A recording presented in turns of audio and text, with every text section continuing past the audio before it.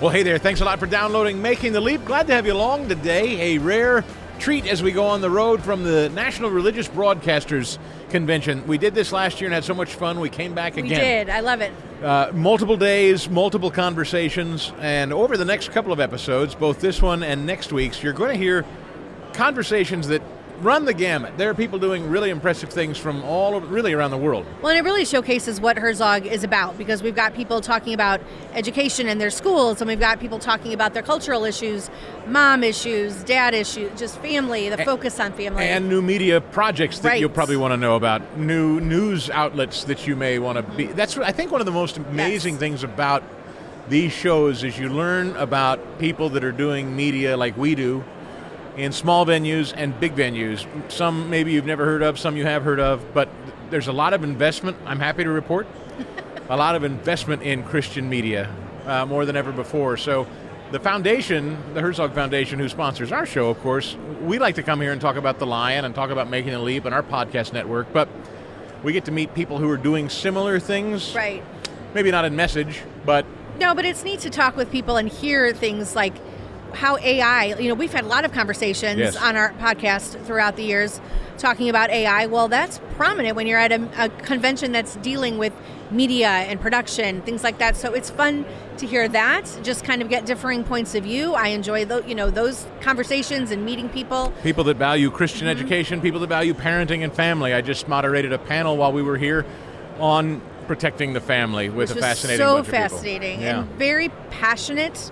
Very passionate people up on stage with you, and I think that just, they're an extension of what's happening in our country. So hope you'll enjoy this two-part episode today and next week of Making the Leap right here at NRB. We're at Dallas, the Texan, the Gaylord Texas Hotel and Resort. It's a huge place full of people, and these are just some of the folks we met. Hope you enjoy. Well, we are thrilled to not only be at the NRB, but to be with one of our great partners and friends, Moms for America. I hope you know them. I hope you know part of the Herzog Podcast Network family now is Debbie Kraulidis and the Moms for America podcast. Welcome, Debbie. So glad to have you. Good to meet you in person. I know. I saw them down here, and I was like, oh, hello, friends. I know, and I hugged right away. I'm not a huge hugger, but I was like, we're going to hug. Welcome to the family. She got tackled by me. I'm like, the Herzog Foundation, I love you guys. Listen, we have been talking about your whirlwind, let's call it a year. I mean, it's longer than a year, but let's just take the rough calendar year that you guys have put in. Wow. From presidential primaries to the general, to your tour with Tucker Carlson, the show you're doing. It's just nonstop. You're here, one after CPAC, one after another. Right, just did CPAC. Don't forget the town hall with J.D. Vance, too. That was another... Epic. It was epic. And plus, just last year, we celebrated our 20th anniversary. Congratulations. So it has been a whirlwind. I've been with the organization for 8 years. I just was looking for an organization for faith-based Christian moms that were going to love their country, love their kids. And I was like, there isn't anything, but Kimberly in the background had started this organization and came in, started helping her, and then 8 years later, here I am, vice president, hosting their podcast. My background's in media, so I'm just delighted. I'm delighted to be here with you at NRB and to be a part of this fight. Yes. Moms, what was the impetus for Moms for America? Take people back to the beginning. I know you know the story. Right. Well, Kimberly, 20 years ago, she wanted a place that would encourage patriotism, that would promote the principles of liberty, inspire and encourage moms, and that is really broad because everything is a mom issue. So a lot of it was policy related. It was some legislation, and it was just a small group of moms kind of doing some things around the country and kind of picking some issues. And it started to grow, and then really I would say the explosion was 8 years ago when the Women's March happened. And all the pink hats came out, and Kimberly, in her foreknowledge, knew that moms are going to be looking for something. And she started putting together a Mom's March. And that's what I was looking for at that moment, too. So I saw an ad, called her up. I said, do you have a producer? Do you need any help? And she said, come on down. I need a lot of help. And ever since that, the organization has been on a steady growth. And really, and as soon as parents' rights and all COVID, we exploded. Well, that's what I mean. What a God thing. You had the foresight to see the need for this before COVID. And COVID is really where Christina and I started with this, where we got to know Herzog, where school choice became a hot button issue, but of course, you guys were on it well before Way COVID. before. I mean, to your credit. Oh, yeah, no, we were on a path defending parental rights because you knew all along that's really what they want to do, right? They want to completely destroy the family. Right. That's no joke. That is serious. So you knew all along from education, from institutionalizing our kids, all of these issues were mom issues and family issues. And they wrap them different, they package them different, but it's the same thing. Destroy the family, break up the mother and the father, put the child in school all day, and, attack their parental rights, and they become the parents. And we're not standing for that. So how does how does it work in terms of people that join? Like, are there chapters? Is it just a one size fits all for everybody from California to Pennsylvania? How does that work? What does that all look across like? the country, Okay. about 500,000 moms in our network right now. Okay. We don't do chapters because that kind of becomes a whole different issue. Right. We do groups. So you go online, momsforamerica.us. You say, hey, is there one in my area? Or I'd like to start one. And you can we also have a lot of online classes. So we'll do cottage meetings and Healing of America on class. We'll do webinars and seminars. Those are considered groups too. And then you can do a literal group in your home or in your community. And so it's really what works best for you. I call us the ultimate support group. Because everything is a mom issue. Right. And everything that happens at your kitchen table that you discuss in your home are issues that we're tackling at Moms for America. Wow. So the basis of it is not, to be clear, you're really not partisan per se, in the sense that you don't really back a party. We're C3. Yeah, no, we're totally C3. We have a C4 activism side. Yeah. But C3, that our main mission is educating, empowering, and inspiring moms. But let's be honest, there is a particular political side that has embraced you and wanted you around, and one that's probably not as excited to have you around. Fair to say? Absolutely true. Majority of the time. Yeah. But for instance, right now I'm getting a call from a gal that's been a Democrat. Good. Democrat to maybe even a progressive. But she knows that boys and women's sports is wrong. Mm-hmm. So they're contacting Moms for America because we're fighting hard to protect women's sports. We were at the signing. At the White House. Yeah, we were just at the White House with President Trump when he signed that. But a lot of these issues, you both know, they're crossing lines. They're really not political issues. Yep. They become political. Yes. And that's where we try to start with everyone. Is parental rights a political issue? Now it'll become political, or protecting your girls in a safe space where men are not involved, or your educational rights, or the indoctrination in schools. You know that better than anyone what's happening in the school system. Yes. And we're just like, those shouldn't be political issues. They become political. Right. Yeah. Now, here's something I just want to know, just from just because I'm a media geek. Okay. The Tucker Carlson tour. Yes. Something that is a cultural phenomenon unto itself. It's like, this is how blessed Moms for America has been. Like, this fusion of epic moments in cultural history, all right? So not just the moms movement, not just the school choice movement, the media movement. Tucker Carlson leaves Fox News and becomes this phenomenon all to himself, goes on a nationwide tour, and there's Debbie in the middle of it. Does that blow your mind a little bit? It does. It has to. When we were talking about how when you came through Kansas City and we couldn't go, but I knew a lot of moms that were going and some dads, but I was like, what is this about that it's just drawing people How did it come in? to be, and why did Tucker value you guys so much? Thank you. That is so nice, because it's like you step back and you're kind of like, wow, just catch your breath for a moment, because look at what God has done, you know? Yes. So we had Tucker come for a dinner, a fundraiser, to be honest, for Moms for America in Florida. And then he also asked him to come on our podcast. And, a lot of times, this, they come on your podcast for 10 minutes. Oh, yeah. Tucker was on for like an hour. That's amazing. He's just like hanging out. And he just was amazing. Because he liked what you did? Yeah. It's not like he's easy to book. Right. And he was so great that whole day. He did the podcast. He met with our sponsors. He spoke that evening. We gave him the Champion of Freedom Award. Awesome. So we kind of just so appreciate his voice. Yes. Right? Yes. Right. And then he kind of just appreciated us too. He saw what we've done. He heard that Kimberly spends 300 days in her car across the country. There's something about moms championing freedom. Yes. And kind of elevating them and honoring them. So we had such a great conversation. So it kind of we just became friends, just like we're friends. You know what I'm saying? Like, we just became friends with him. And about a month later, we didn't know anything about it. We're kind of just like, oh, Tucker, this is so great. And then it was like, hey, we're doing a tour do you think the moms would like to be involved? I loved the Moms for America because, of course, you like to partner with organizations all across the country. And we were like, yes, we would love to partner, but what does that mean? Yeah. And it ends up, it's like, can you guys help coordinate the VIP? I think there was 19 stops maybe by the time we got done, which was the whole month on the road. Amazing. And then it was, you had a booth, and then Kimberly and I were able to MC. Wow. And then I did interviews in the back with RFK, with Roseanne, with Megyn Kelly. Wild. Yeah, it was just crazy. Did you And pinch yourself? Sometimes you're right in the middle of it. Right. Like, that's a cultural phenomenon. Yeah, it was just amazing. And so we used all that to educate our moms. And I think that's one of the things, too, with RFK. Meeting him there and having him speak.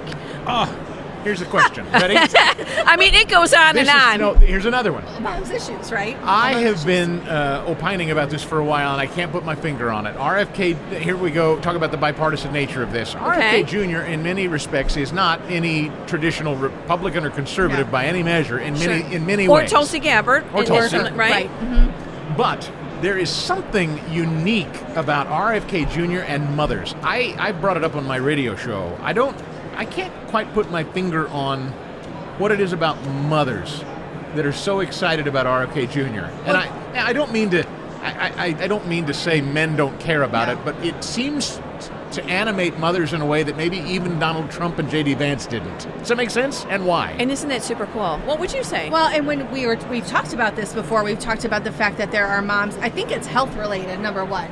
I think when we're talking about issues, health, being told something by our doctor we feel in our gut isn't true, and vaccines, that's a big part of it, I think, when RFK is coming through. Just and asking it's crossing, questions. Right.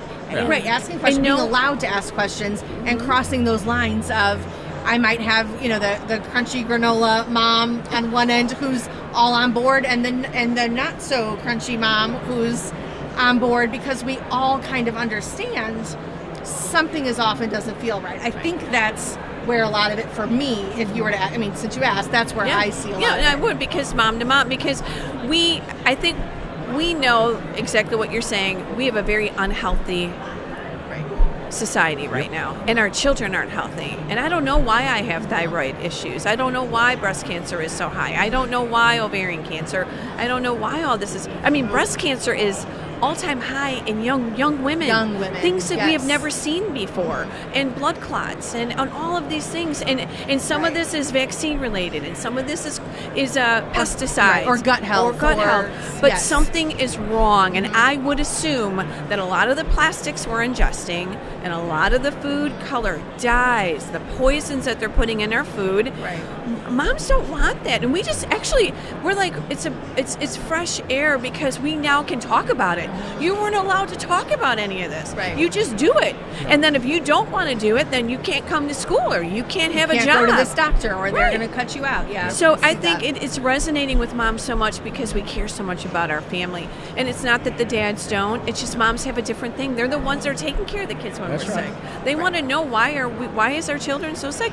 My daughter's talking a lot about all these issues that this generation is talking about that nobody else ever talked about. You're ingesting I don't know if it's every month or something like this, you're ingesting plastic the size of a credit card now.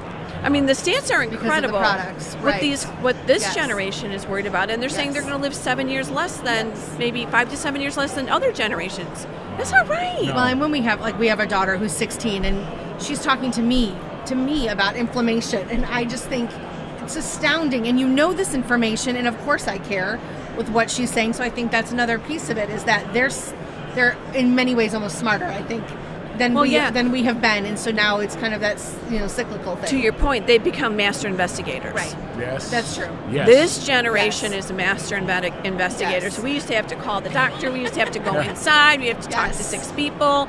They just go like this, and they're just like, okay, here's the stats. And what's also unique is the institution, if you want, of medicine is not. We don't bow to it anymore, do we? We Right. question it now. We question everything. That's everyone's questioning everything, and you kind of have to. I It think. just sounds like, things like Moms for America, when you've been around for so long, doing some of that questioning, it feels new to some of us, but really, Not to you guys. It's not, yeah. I'm curious, just because you mentioned earlier, we met your daughter, and Yes. the two of you are travel together and do this. How does that go? I'm curious. Haley, how does it go with us traveling all across the country together? She says it goes okay. Come over here. Come in here for a second. This is Haley. There's Haley. Yeah, it goes okay. Yeah, we do really well. It could be worse. How long have you been working with your mother? Step up to that mic there. What, 7 years? 8 years? As long as she's been at Mom's, I've been there as well. Yeah, she's always been helping and assisting and volunteering. And then she got hired, I don't know, 5 years ago. 5 years ago, maybe. And is that what you originally intended to do when you were going through school, or going through, thinking when you were younger, this is what I'm going to be with my mom, and we're gonna head out across the country? No. I actually did some real estate interning and stuff like that. So I kind of was interested in that kind of stuff, but it worked out. Yeah. I always knew she'd be great at events. Yeah. I mean, because she's been in it for a long time, and you know how you just take your kids with you everywhere. Haley's gone with me everywhere. My youngest has, my oldest has. You bring them on the political trail. You bring them to your church. You get them in your workspace. You just bring your kids with. And so I just started relying on her, and she kept saying to me, I don't know if I can handle the pressure, because events It's are gotta a be lot pressure. of pressure. Yeah. And now she's just like bing, bing, bing. So Haley, let me ask you and we're this. still friends. Yeah, we're still that's friends. huge. You're not a mom yet, I assume. No. You want to be someday? Yes. What have you learned on this tour with your mother and this adventure called Moms for America broadly? What have you learned about this and motherhood and what moms are doing out there? Yeah, I think being with my mom on the road, and even just growing up too, I think you see how much your parents do for you. The amount of work and wisdom that they try and put into their kids. So I think my perspective has changed a little bit on I see the amount of work and time and love that you put into your kids. So yeah, I hope that I could be That's awesome. half as great of a mom. Somebody get her a raise. Somebody get her a raise. The Moms for America podcast is part of the Herzog podcast family. Yes. We're so proud of that. And every week you drop a brand new one, right? Every week Every on Tuesday. Okay. Yep. And do you know from week to week who you're going to have? Because it could be just about anybody, from the president to Tucker Carlson to who knows who. Right. Yeah, it's kind of it's empowering moms. It's anything that would be a mom issue. So we have had some celebrities on. We've had President Trump and Tucker and Roseanne, and I just did Caroline Leavitt, so did you, right? Yes. And so we've had kind of some celebrities in the movement, and then we have everyday moms that have gone and maybe championed an issue, or they're concerned about vaccines, or they wrote a book, or they have a lot of insight on screen time, or it's really just about everything that's a mom issue. So I really kind of say this: you never know what's coming next week. Like this week is an investigative reporter, a female that stood up in Chicago against the woke and actually kind of really restructured some of the media. Yeah. And then next week it could be how to deal with a rebellious child. So it could be just about anything. So Debbie, just keep you tuning in. Stay tuned in. Debbie, we are grateful to make your acquaintance in person finally. Yes. We love your work from afar. It's so good to see you up close, and I hope Thank we'll you. be working together for a long time. Yeah. Well, I got to give your wife a hug. Hug her again. You bet. I know. She said she's not a hugger. There she is, Moms for America. Thank you, Debbie. So I had the pleasure of sitting down with a gentleman that I literally just met for the first time here at the NRB, and then he was good enough to come join us, and his name's Daniel Cohen, and if you don't know him, you're going too soon, because he has his own show now on Real Life Network. That's right. Called The Daniel Cohen Show. The Daniel Cohen Show on RLN. Which, That makes how it about super that? easy. Yeah, right? Super easy. welcome in, and I am so Thank you, glad to Chris. meet you in person. You were such a great host, first of all. I didn't have a tie on. Oh. I felt a know, little I embarrassed know. You about put that on for me. I did. So So, stressed. You got the yesterday dimple with just no tie. right. You got the pocket square. All right. I got to get you the Israel-American flag, but no, nobody's perfect. This so. is easily one of the most interesting people I've met at the NRB because, first of all, let's just talk about your faith, can Hit we, me. before we go professional? Yeah, sure. I have heard the term over the years as a Christian, Jews for Jesus, and Yes. I've never really known, to be honest with you, what that means. Okay. Can you talk about that? Because you just said... I'm going to make this so That's easy your for deal. you. All right. That's right. I'm a Jewish believer in Yeshua, which in the Middle East is the Hebrew, that's how you say his name, Jesus. I'm a Jewish believer in Jesus. And so I have met people. I've met Christians. I've met Catholics. I've met people in Israel who have said to me, you can't be Jewish and believe in Jesus. To which I say, I'm going to blow your mind. Jesus is Jewish. Right. And I believe he is who he said he is, that he died on the cross, he paid for my sin, that he was resurrected. It's that simple. Some people get confused by terminology. Messianic, Jews for Jesus, there's Jews for Judaism, there's all these different groups. I believe that Yeshua, Jesus, is who he said he is. He's Jewish, I'm a Cohen and a Levi. It doesn't get more, they were the priests of the Bible. It doesn't get more Jewish than that. So can that's you help simple. me understand then what then the delineation is between Christianity and Judaism for you then? Oh, that's a great question, Chris. Well, look, my family, we are Shabbat observant, but we're not legalists. So Friday at sundown, Jewish people who are Orthodox, who do observe Shabbat, they don't have to be Orthodox, will turn off their phone. They won't drive a car. They won't press an elevator button. I mean, there's all these things that they won't do because it's considered work. And so they pause. The spirit of Shabbat is beautiful. It's a time to connect with family. You turn off all the distractions. You connect face to face. You have a meal together. And so we're not legalist about it, but we try to keep the spirit of it. Jesus said, I didn't come to abolish the law. I came to fulfill it. He observed. He was Jewish, right? There are people that think, oh, wasn't he Catholic? No, he was Jewish. And so for us and for our family, not legalist is the short answer, but where and when and how we can. I eat everything. Some people don't. Genesis 9:3 says it's all for you. Everything that moves and walks is food for you. Everything. But then some people say, oh, you can't eat bacon. You can't. I respect other people. We eat everything in our home. So can I ask kind of the I guess I'll call it the ignorant question or the super confused question. Okay. How about Christmas then? Tell me about Christmas. We celebrate Christmas. Okay. We do Hanukkah. We celebrate Yom Kippur, the High Holy Days, so we do both, basically. Okay. That's the short answer. We do both. You have kids. 3 kids. How old? 12, 10, and 8. And Yes. you have not too terribly long ago moved back to Israel. So not back. We had never been to. Okay, I'm going to boil it down. It's a long God You faith-filled have heritage story. there, right? Well, I'm Jewish. Yes. My mom, after World War II, after the Holocaust, lived in Israel. She left, and after the Holocaust, Israel was this reconstituted, rebirthed nation, and so they created something called the Law of Return, and they said if you have one Jewish grandparent, you're Jewish. You can come and become a citizen. They wanted Jewish people. This is biblical. This is prophetic. This is God regathering his people from the 4 corners of the earth. And so my grandma is a Holocaust survivor, and she was about to turn 98 4 years ago. I was working in news in LA, and we parted ways. And my wife and I, we prayed and fasted. God said, I'm sending you to Israel. During a pandemic, when the airport was closed, without a passport, Wow. We went on a humanitarian approval. My grandmother met her great-grandchildren at her 98th birthday party.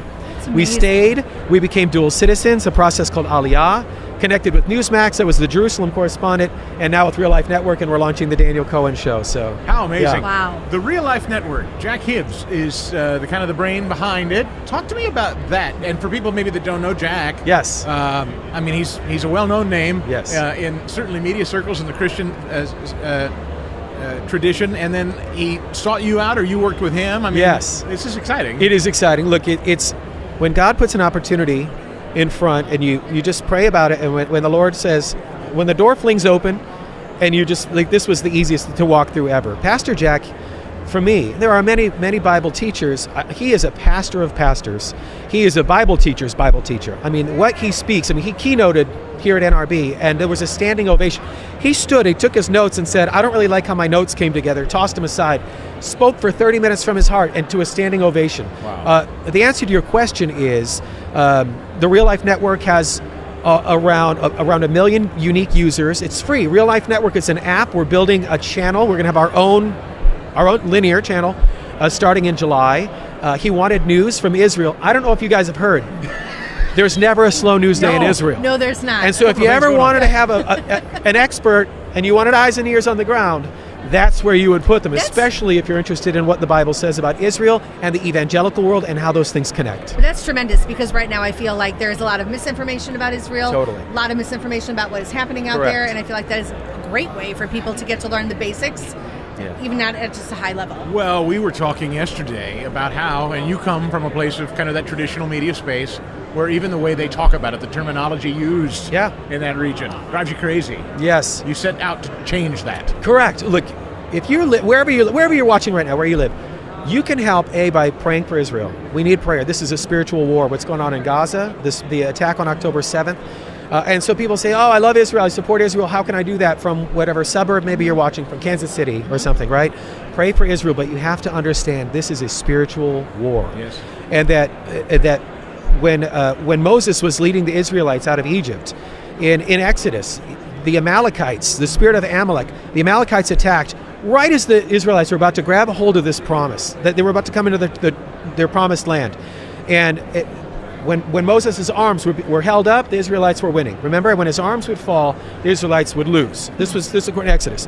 And God said, remember, this spirit, the spirit of Amalek, the descendants, these are the people of Gaza that we see today. That is the descendants. You will be at war with them from generation to generation. Do not forget. In terms of the terminology, I don't say the West Bank, I say Judea and Samaria. That's how you would biblically accurately describe.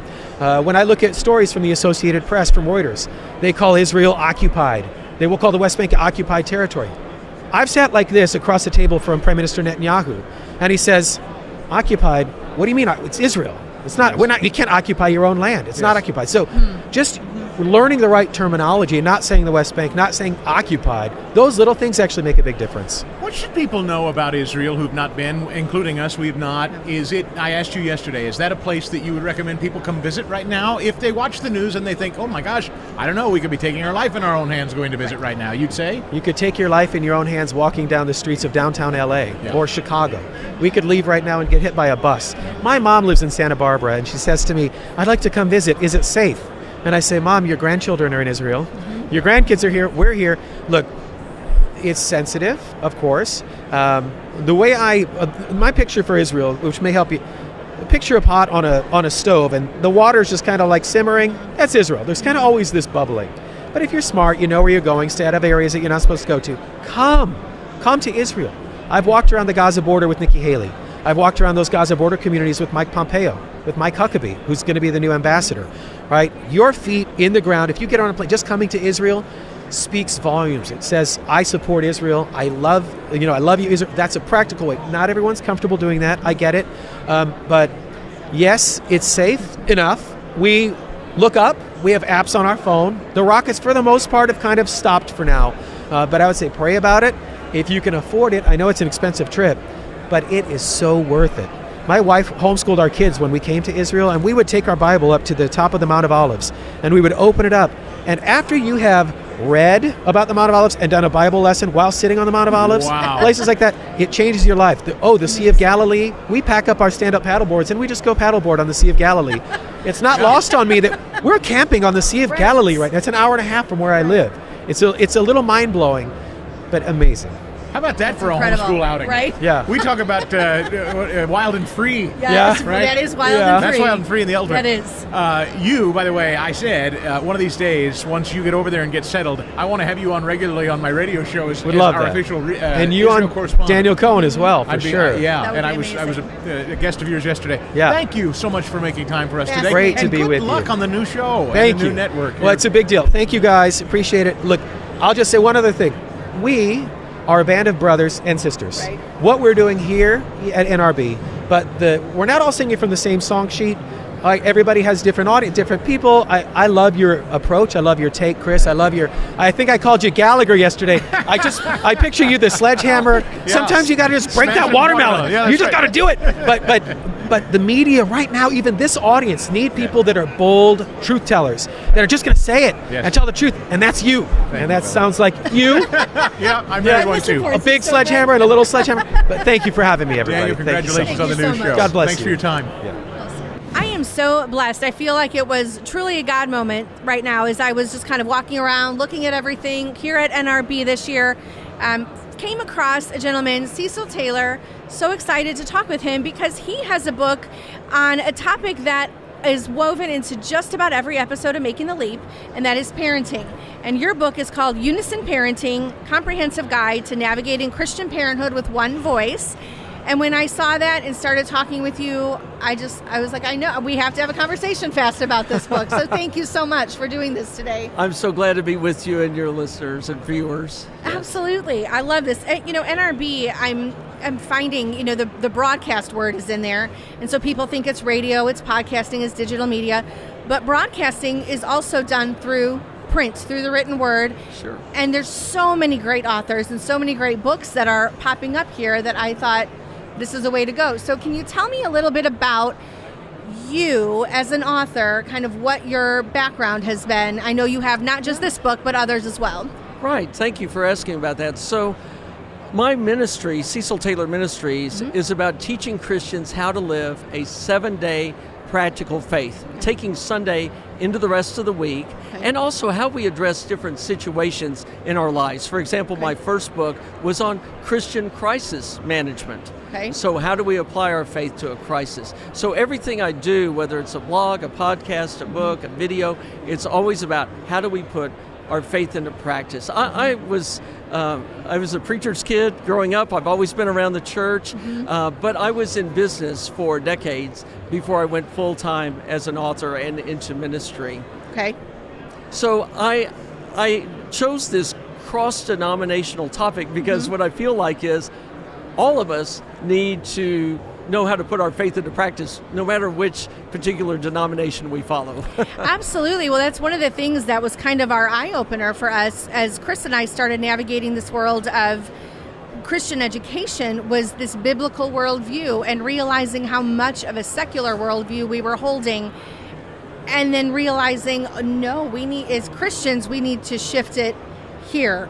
Always, not part of the time, not, a little bit of the time, not just for school, but always.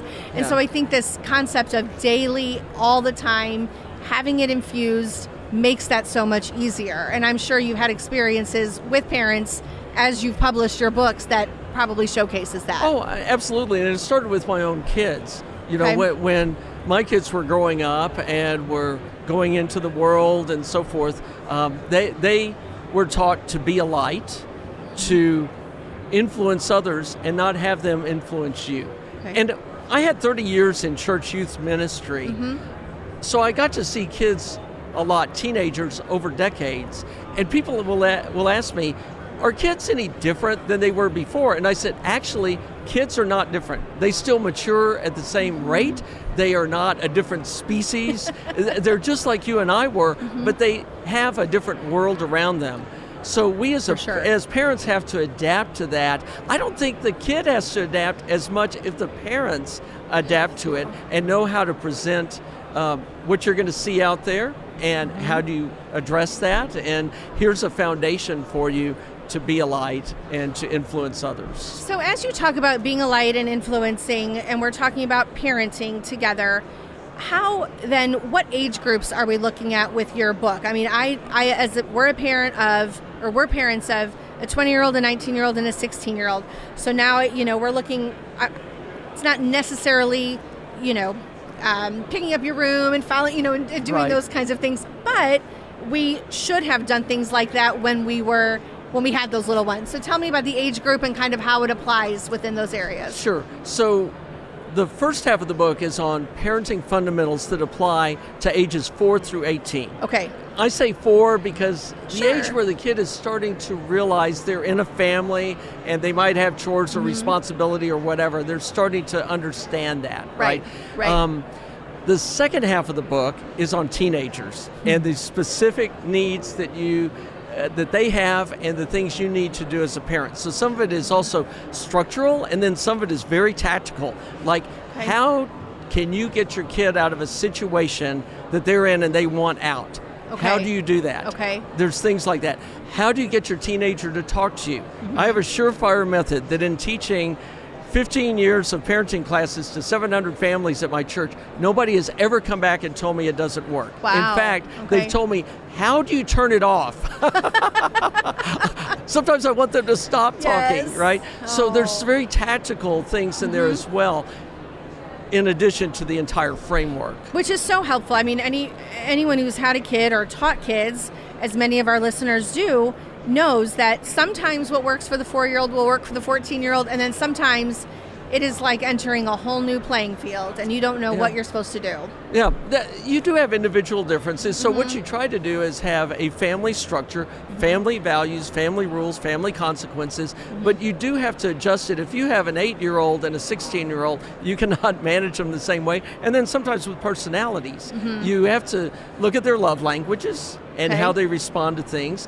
And I had one kid who, we had rules about cleaning your room, and he did not care which consequence he got. He would take every consequence to just sit in his room and not clean it. And so what I had to do with him was just realize he's overwhelmed.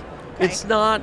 It's not a lack of discipline, it's a lack of process. So I would go in and show him, how do you clean your room? And we had to do that a lot of times where we're wading through stuff 3 feet deep. But you know what? When that kid got to college and he was in a 4-plex dorm, he's the one who drove everybody else to clean the bathrooms, to keep everything straight. So you think, oh my gosh, this kid, no hope. Yes, there is there hope. is. There is hope, but you may have to customize a little bit and say, it's not all punishment, it's giving them a skill set also. Well, and that really too lends itself to the idea for parents. I think what you're saying too is that there isn't just a one and done. There isn't just a one time, we're going to tell you what we need, or even in parenting and communication with as a couple. It's not just one conversation. It's got to be ongoing. There's two pieces to that. One is consistency, and the other is child change. So I talk about consistency. My aha moment as a parent, because I always wanted to be a dad. I thought I'd be a good dad, but I had 2 preschoolers who gamed me quite a bit. And a friend of mine said, it's because you're not consistent. I'm like, what do you mean I'm not consistent? Of course I'm consistent. Right. Then I started thinking, when I get home from work, some days I'm really tired and I don't want to deal with them and I go, whatever. And other times I'm mad after work and I'm harsher. And I realized I was not being consistent. And then you also have not only self-consistency, but between parenting partners, you have to have that consistency. So that's part of it.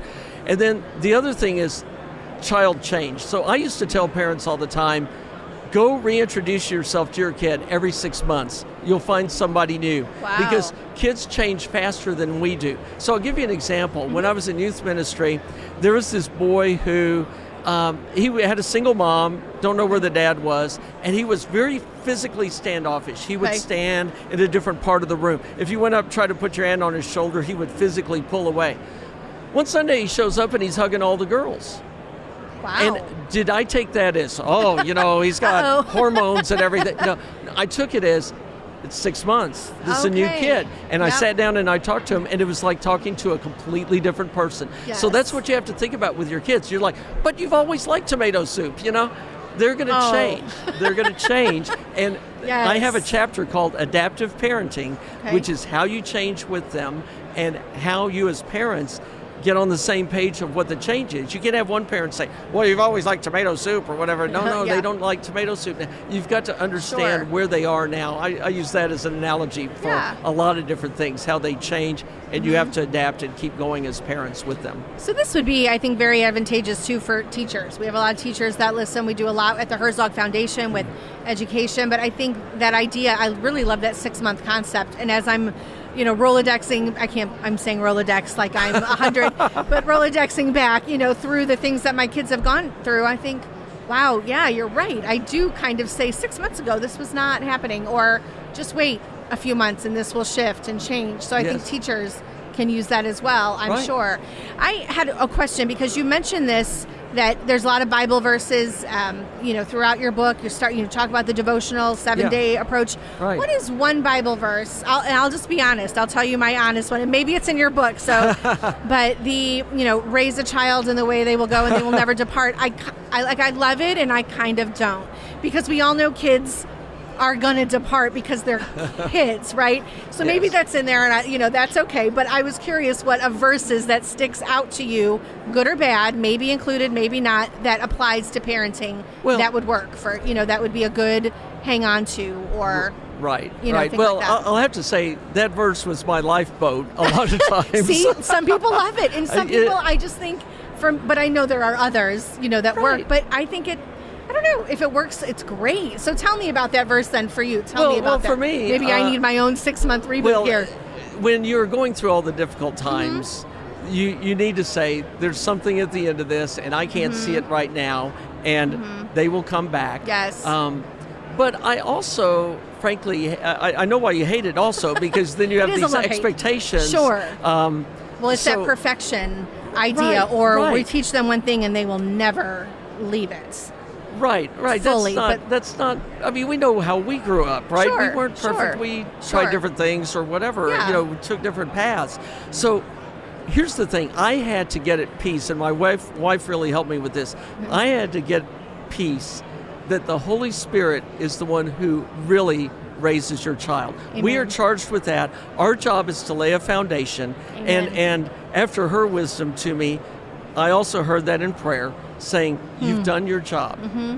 And the rest is up to me. God doesn't have grandchildren. God has children, and they go directly to Him. They don't inherit their faith from somebody else. So I think we have to get peace of, I'm going to do the right thing, and I'm going to give them all the tools, and then ultimately it is up to them, as painful as that is. Yeah. One thing I talk about in the book a lot is about decision making and how to create children who make good decisions as children, then on up into adulthood. And I was just talking to somebody here at the convention about this. I just had we had a big family meeting last night. I have all adult kids now, and we have a day called Family Day. Our third child was adopted to complete our family, and so that anniversary is Family Day. So we're in 3 different parts of the country. We all got together on Zoom last night, and one thing about my kids is they don't always do everything that I would do. They don't make the same decisions, but their process is good. Their thought process, their decision-making process is good. And even if they come to a different conclusion based on their own values, their own experience and everything, I feel very comfortable in the way my kids make decisions and the way they take ownership then of the decisions and realize when they've made a mistake and come back and say, I got to do something different. So I'm very proud of them, even though they're not mini-me's. And there's a pride factor, actually, that we have to watch out for. I talk about it in the book, is we have to watch out for our pride that says, this child has to be perfect because it reflects on me. We've got to get away from that and just say, I'm going to give them tools to equip them, and the rest is up to the Spirit. Amen. Well, I'm not bashing on your verse, so I'm glad you actually said that. I'm going to go back. I'm going to rethink and approach it differently.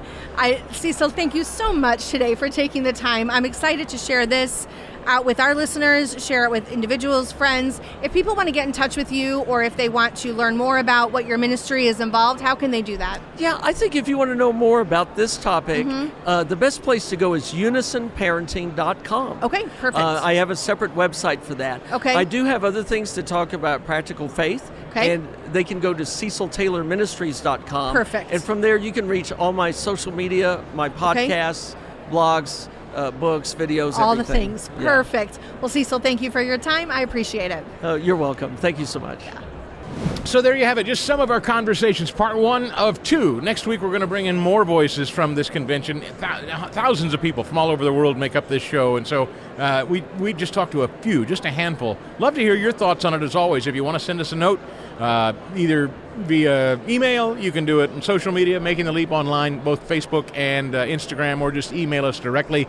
That'd be great. We'd love to hear from you. Check out the show notes for more information, and we will see you back here for part 2 of our conversations at NRB on next week's Making the Leap. Making the Leap is a podcast presentation courtesy of the Herzog Foundation. We'd love your feedback by rating us and commenting on the show. And don't forget to subscribe so you never miss an episode. And thanks for joining us. We'll see you next time on Making the Leap.